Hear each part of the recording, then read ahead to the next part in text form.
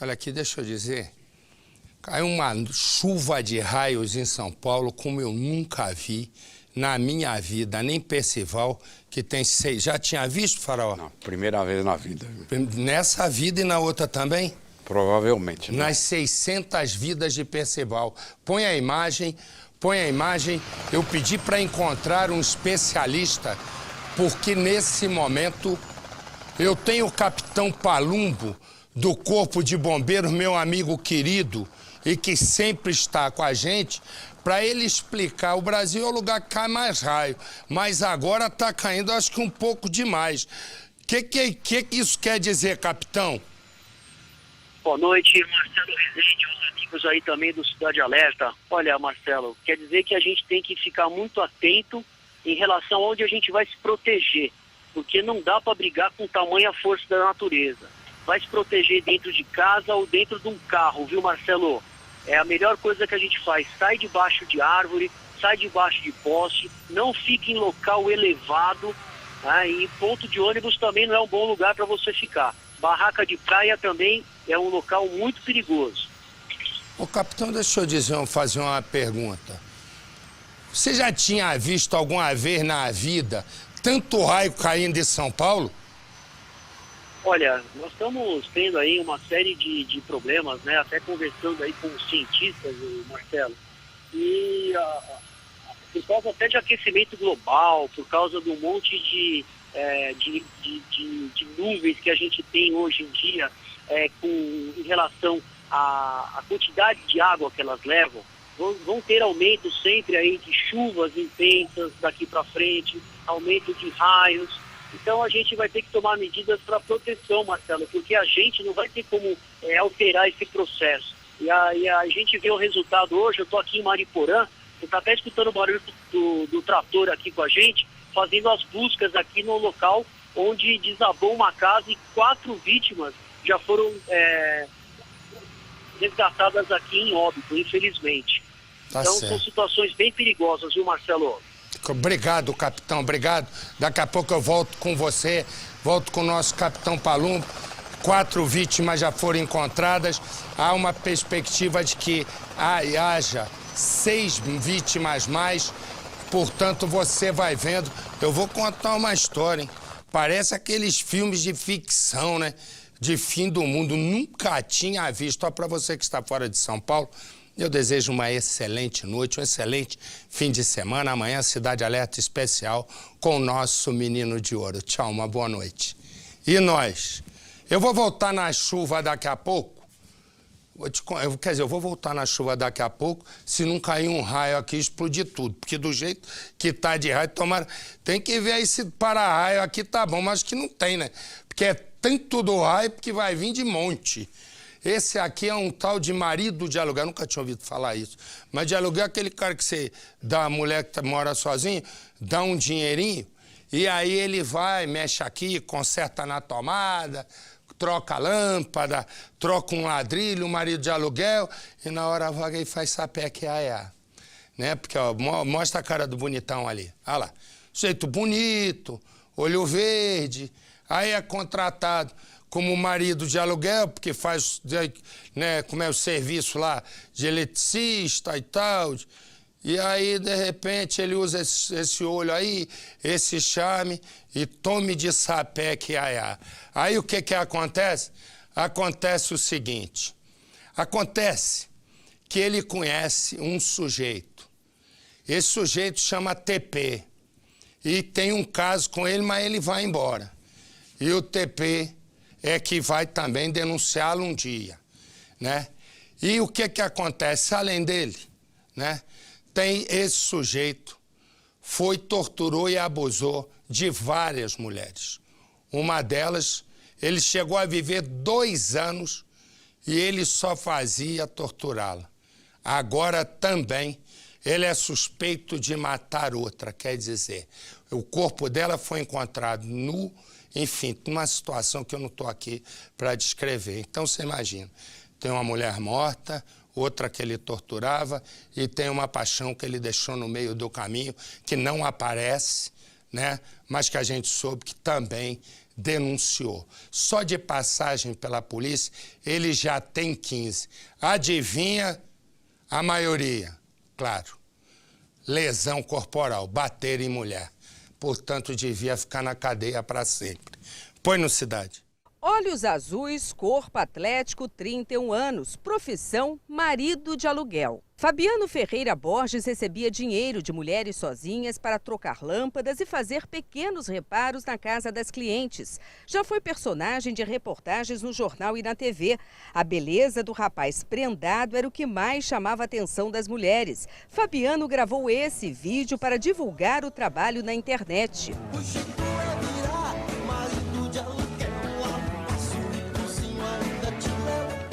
O bonitão foi preso em Magé, na Baixada Fluminense, pelos crimes de lesão corporal, violência doméstica, cárcere privado, ameaça, violação de domicílio e estupro. De dia, Fabiano cobrava para realizar serviços domésticos. Diária, R$ 150. Nas horas vagas, ele comandava sessões de tortura contra mulheres. Segundo a polícia, o suspeito tinha o hábito de espancar e asfixiar jovens até que elas desmaiassem. Desacordadas, eram vítimas de violência sexual. Fabiano não poupou nem mesmo a ex-mulher. O casal viveu junto durante 2 anos e tinha planos de ter um filho, mas o sonho de aumentar a família começou a ruir no momento em que iniciaram as agressões. Ele me agredia muito, me enforcava muito, me deixava desacordado na cama e depois tinha relação comigo. E eu perguntava a ele por que ele fazia isso daí comigo. Ele falava que ele sentia prazer. Ciumento, Fabiano não deixava a ex-mulher sair sozinha de casa. Às vezes passava na rua, um homem olhava pra mim, ele queria me bater. Às vezes queria bater em homem, quando até uma mulher olhava pra mim. Eu até falava sempre pra ele, de repente deve ser a roupa que de repente achou bonito, né? Ele queria arrumar problema com todo mundo na rua. A vítima chegou a ter a unha do pé arrancada com uma barra de ferro e 2 dentes quebrados. Com medo, procurou a polícia e decidiu se separar do ex-marido. A jovem foi morar na casa de parentes. Fabiano descobriu o endereço e passou a ameaçá-la de morte. Como a jovem não cedeu às ameaças, o suspeito invadiu a casa e, mais uma vez, partiu para a agressão. Espancou violentamente, apertou o pescoço dela e sentou em cima do peito dessa menina, até ela desmaiar. O marido de aluguel possui outras 15 anotações criminais, a maioria por lesão corporal, ameaça e ato obsceno. Fabiano também é suspeito de ter matado uma ex-companheira em 2009. Zuleide Prestes Ferreira foi encontrada morta dentro de casa, nua e com um fio enrolado no pescoço. Tudo leva a crer que o Fabiano tenha perdido a noção do tempo que ficou estrangulando e ela, além de desmaiar, tenha matado. Aqui na delegacia não há registros de clientes contra o marido de aluguel, mas a polícia não descarta a possibilidade de Fabiano ter cometido furtos nas casas por onde passou. Sempre que voltava do trabalho, ele trazia na mochila, além das ferramentas, cordões de ouro, celulares e outros objetos de valor. Para a ex-mulher, dizia que tinha encontrado tudo na rua. Ao saber da prisão do ex-marido, a jovem teve uma crise de choro. Agora, mais aliviada, quer esquecer tudo o que passou. Eu achei ele um monstro mesmo. Eu tenho medo até desse nome. Quando os outros falam pra mim, eu não quero nem escutar esse nome na minha frente. Você vai vendo, corta pra mim aqui, meu filho. Tá cortando pro cara errado, eu aqui. Deixa eu... Gravata tá ruim. Pra você que tá sempre comigo, e não me vê nunca de gravata, eu vou explicar por que eu tô de gravata. Eu tô de gravata por uma razão. Diante da tragédia que vem acontecendo aqui em São Paulo, onde nós já temos 22 mortos e 12 pessoas desaparecidas, resumo, eu achei que não ficava bem ficar fazendo só com camisa e um blazer por cima, né? Achei que era um desrespeito em relação... Né? A tragédia é uma coisa muito grande. Quando estou fazendo programa, é um caso aqui, outro ali, eu e você estamos acostumados. Mas aí eu disse, não, é muita gente ao mesmo tempo. E aí eu achei melhor, né, fazer desse jeito. Por isso você está me vendo de paletó e gravata. Me dá a imagem, por favor. Me dá a imagem da chuva, por favor, porque eu tenho mais informações. O presídio aí é Franco da Rocha e o presídio de Franco da Rocha, várias alas onde estão 1.403 presos, várias alas a chuva entrou e o nosso Gotino tem as informações na central de produção de notícias do Cidade Alerta de quantos presos já foram retirados. Podia ter deixado eles aí, dava boinha, né? Ficavam na boinha nadando, né? Porque eles matam com facilidade, né? E a gente ainda tem que se preocupar, mas tem razão.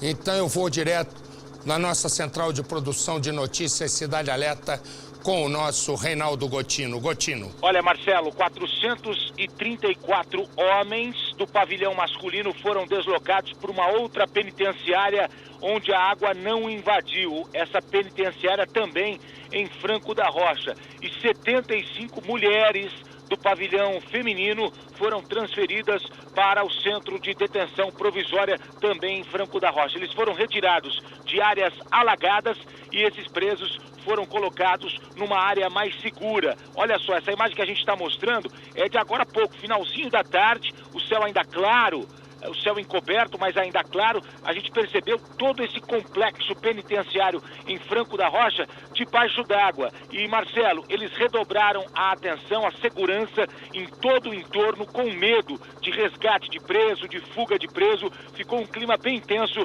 durante toda a tarde em Franco da Rocha por conta desse alagamento, viu, Marcelo? Ok, obrigado.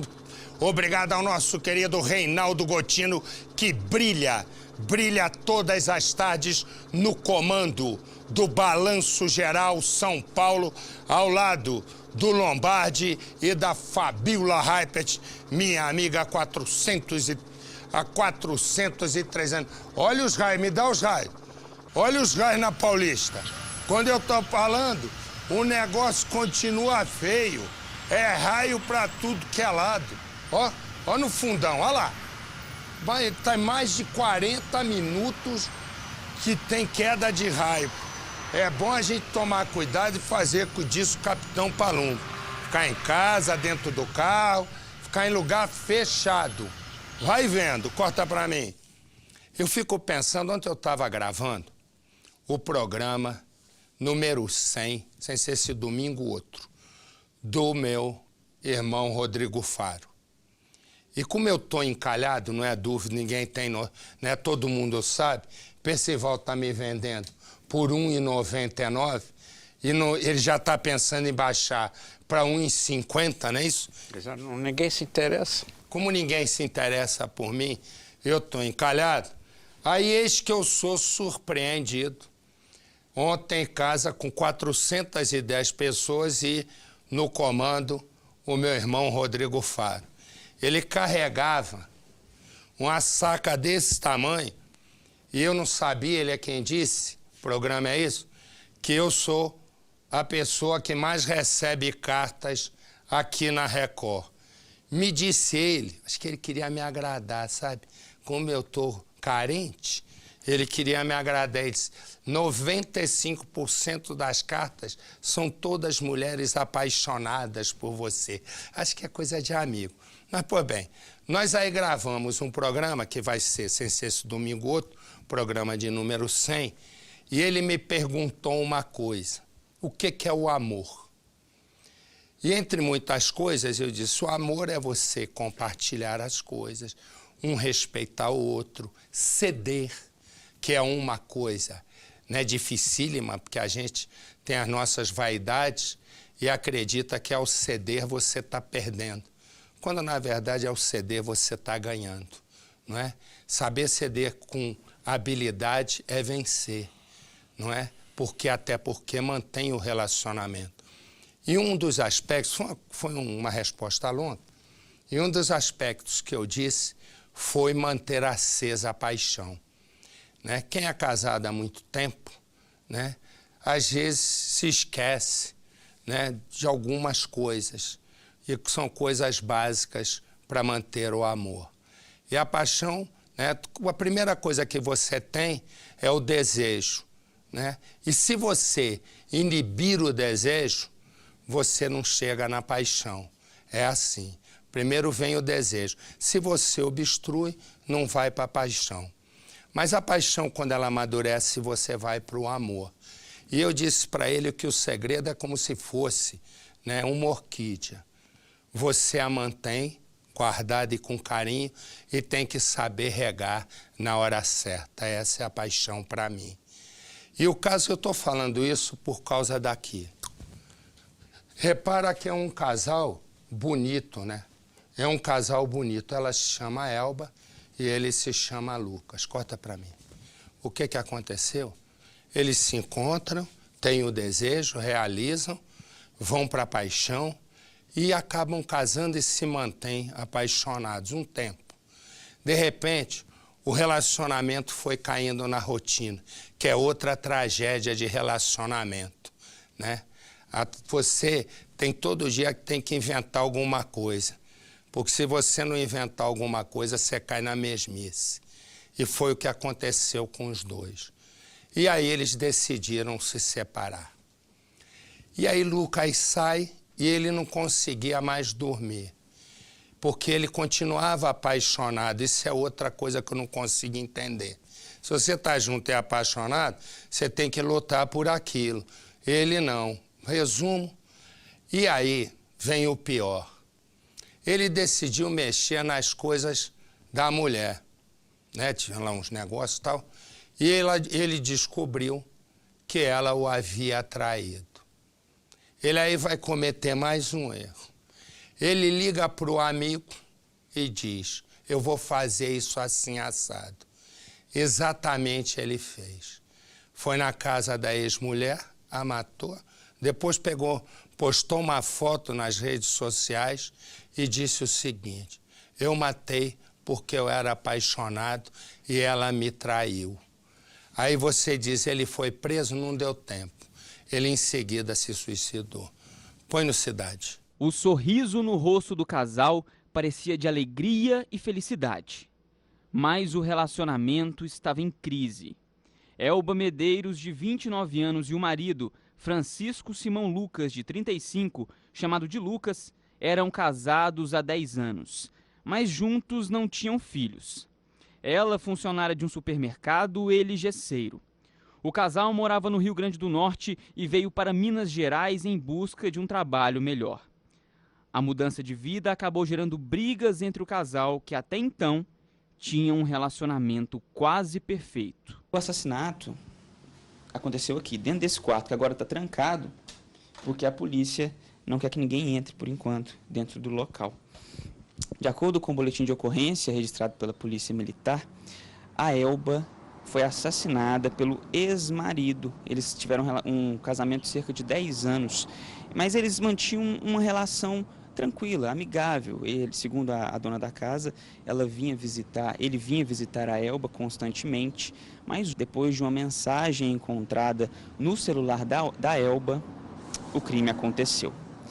Segundo o boletim de ocorrência, ele teria asfixiado a Elba, enforcado ela e depois se enforcado com um fio de TV que ficava fixado na parede em mais ou menos 1,5 metro de altura. A dona da casa conta que as visitas de Francisco eram frequentes. Vi umas 3 vezes, né? E o período foi de 1 mês só que ela morou aqui, né?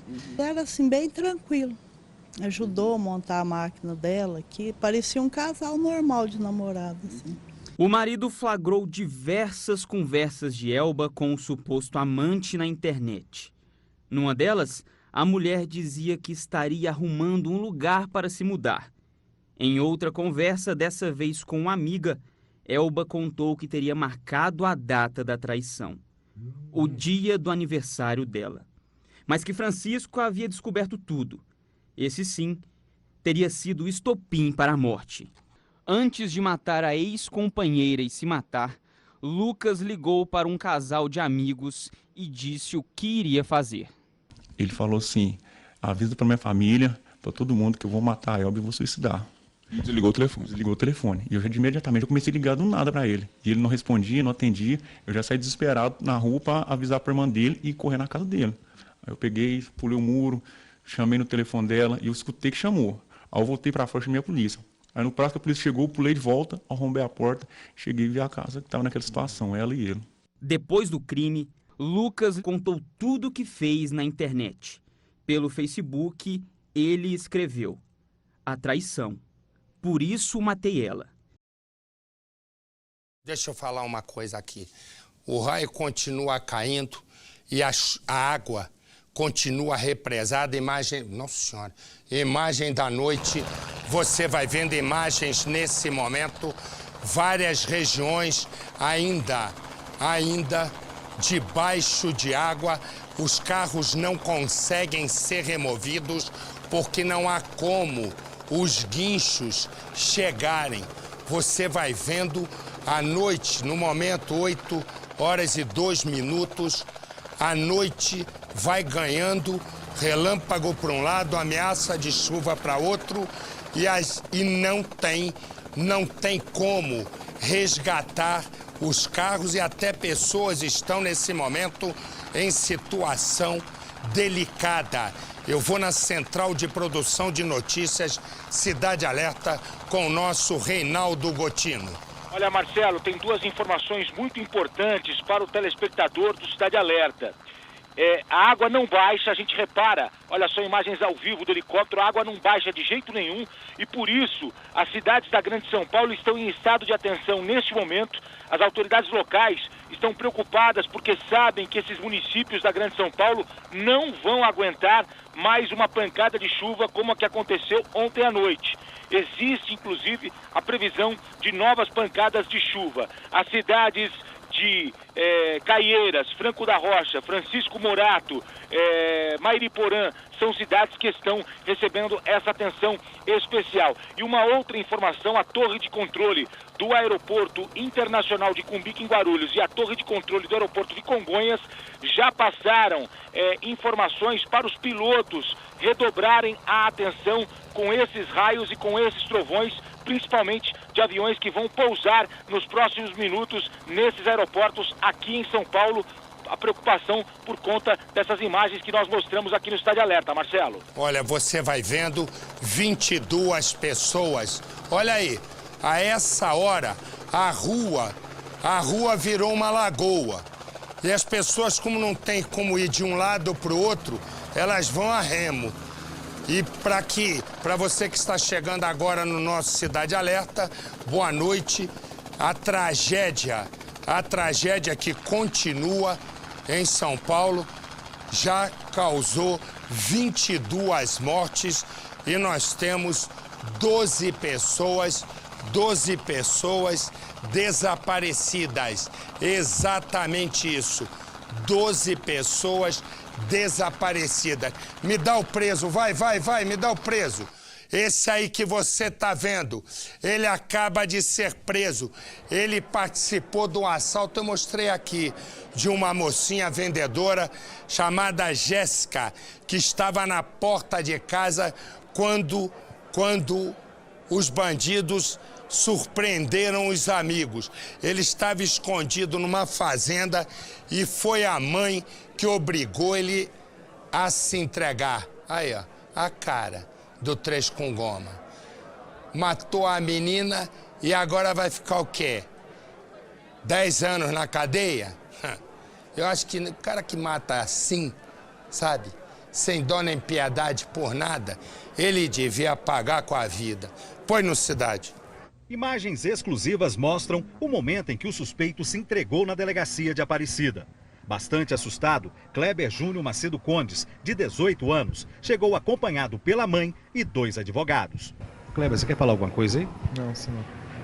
O estudante era quem pilotava a moto no dia do assassinato de Jéssica Ferreira da Silva, no fim do mês passado. O menor de 14 anos, que confessou ter disparado na vítima, foi apreendido quase uma semana depois do crime e já está num centro de internação provisória. Kleber Júnior foi convencido pela mãe para se entregar à polícia. Muito difícil. Muito. Ele me pediu, entrou em contato, pediu para mim que queria se entregar. Estava muito arrependido.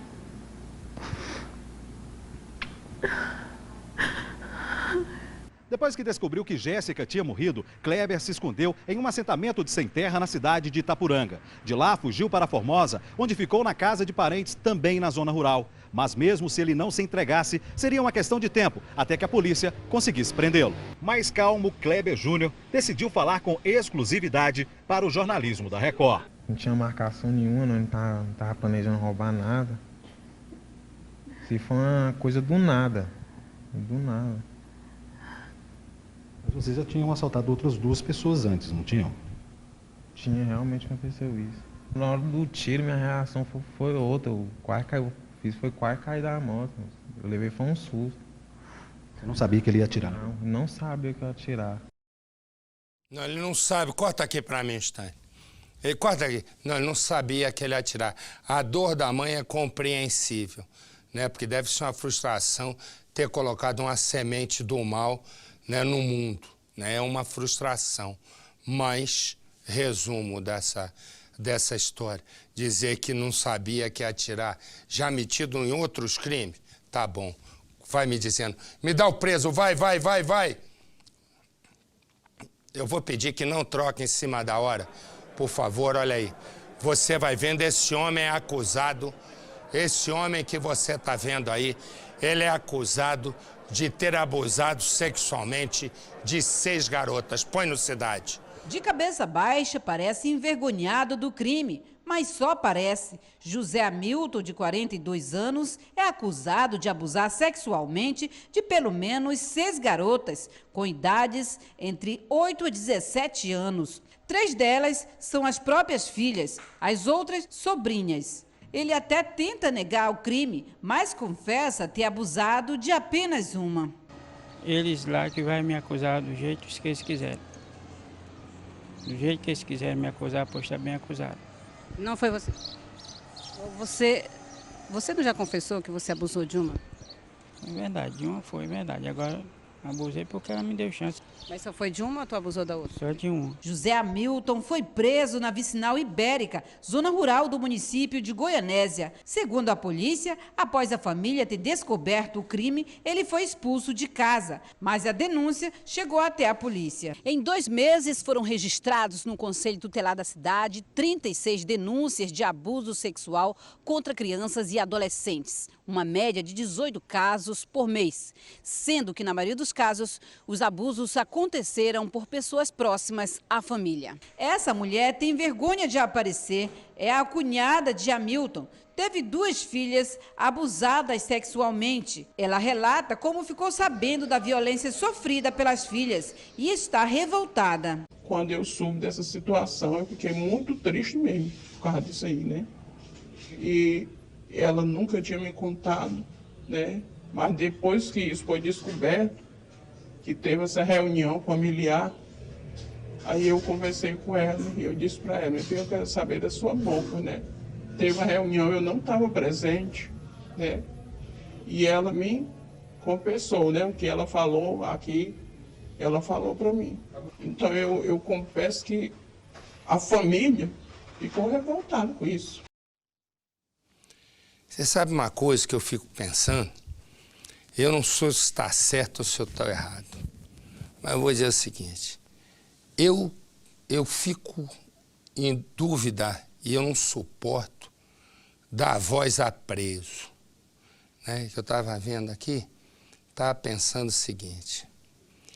Preso só pode entrar, dar voz a preso, quando o preso diz, não, eu sou culpado por isso.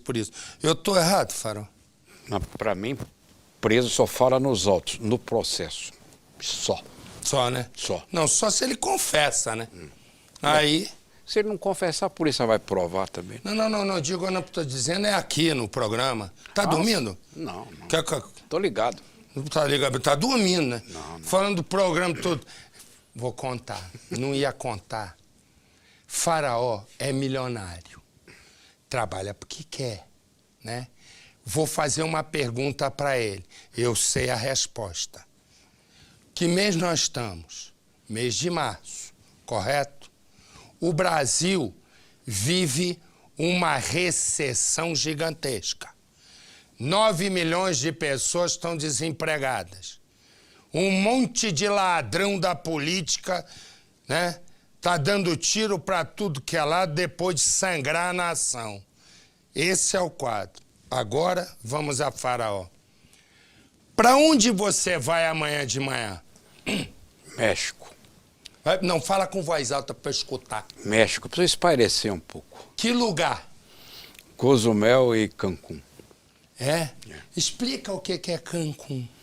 É o Caribe mexicano, um lugar muito bonito, o mar é azul, tem uma península. Isso. Agora, quantos dias você vai ficar lá? Vou ficar lá direto 15 dias. Depois você vai para? Alagoas, Porto de Pedras. Pergunta quem vai ficar em pé aqui. Quer dizer, eu queria ter esse teu dinheiro, hein, Faraó? Em você eu confio. Em você eu confio. Em você eu não confio. Vai para Cancún, Cozumel, um lugar que eu não sei nem onde fica, que só escuto falar que é lindo. Depois vai para Alagoas. Para onde é Alagoas? Porto de Pedras. A região de Maragogi ali é linda. É linda. E o Marcelinho? E você, nós dois? Pau na máquina na recessão do país.